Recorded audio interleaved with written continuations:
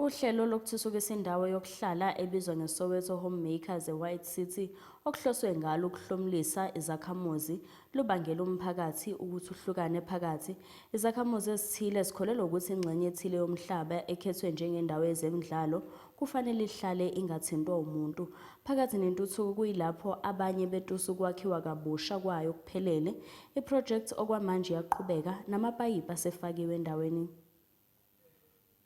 Kuhlukene phakathi imbono njengoba kuqala iprojekthi yokuthuthukisa indawo eHomemakers esike sabika ngayo phambilini eza nezindlu okuzozuza kuyo abahlali baseHomemakers nezindawo ezakhelene nayo.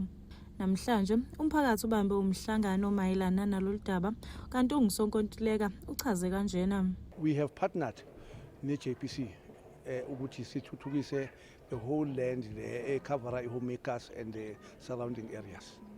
We just picked up ukuthi abantu bebhola felt ukuthi no, they don't want the development. Bafuna development iphelele ku-Homemakers, it should not cover ama-ground. And my own understanding or the way siyenze ngakhona, the development has 4 phases.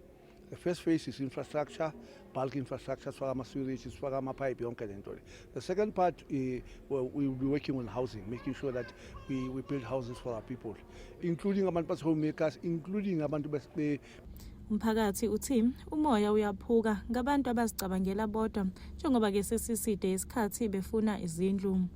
Kubhlungu thina imizwa yethu because of what is a long time sihlele Homemakers. Akubhlungu kakhulu ngoba because of what the former councillor azange asifune thina. Lo khona manje ucouncillor uyozama ukuthi asayinele futhi la ndawo wathi nathi sasayina sikomiti yaseHomemakers ukuthi mabe khona i-development. So inhliziyo zethu zibhlungu kabi ngoba abahlali balindile namanje it's years and years singena electricity ama-pipe abhamukile amanzi yonke lento. Asingathi ngoba thina sinezinto ezingcono sithi bona bangasitholi.